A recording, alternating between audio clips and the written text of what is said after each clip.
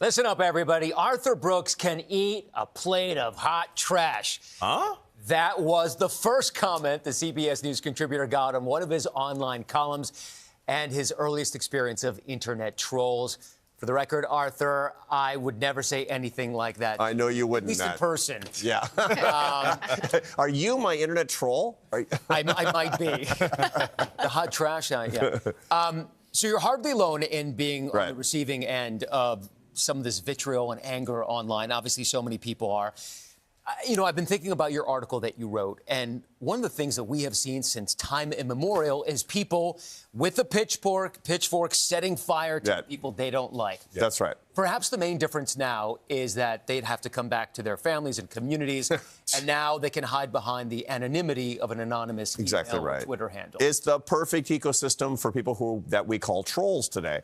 And if you spend any time on social media or any time in the comment section after a news article, you're going to find that it gets really toxic really quickly. So as a behavioral scientist and also as a writer in public, I wanted to know who are these people. And I started to do a little bit of research into it. And it turns out they're not like just you and me. It turns out that they're different. They're from the 7% of the population that have sociopathic characteristics. They're disproportionately drawn from what we call dark triads. People with narcissism, Machiavellianism, meaning I'm willing to hurt you, and even psychopathy. They have psychopathic traits, mean they feel no empathy or remorse, and they enjoy hurting you.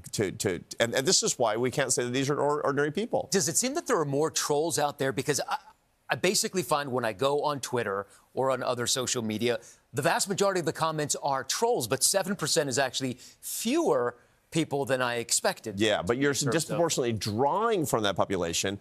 They're the ones that are actually trying to start internet conflict. They're the ones who are actually insulting other people. They're the ones who are actually trying to get you all fired up because they enjoy seeing the emotional turmoil. They're getting their thrills from it. Now, there are others who say they don't.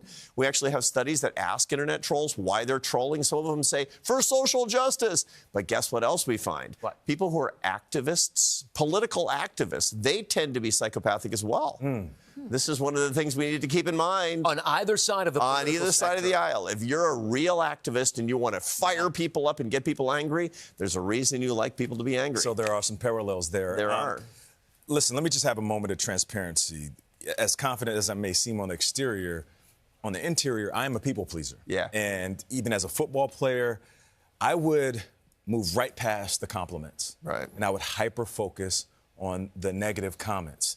And I realized at one point I was complicit in my own torture, almost like a glutton for listening to these trolls. And it was really affecting me. And I didn't know why. Right. So what is it about the person that hyper-fixates on what the trolls are saying? Well, this is an important thing to keep in mind. We have what's called a negativity bias. Homo sapiens, human beings, have more brain tissue dedicated to negative emotions than positive emotions. Why? Because 250,000 years ago, when our brains were in their current state, this is when evolution took us to where we are, it was more important that you have negative emotions than positive emotions. They keep you alive. That's your alarm system.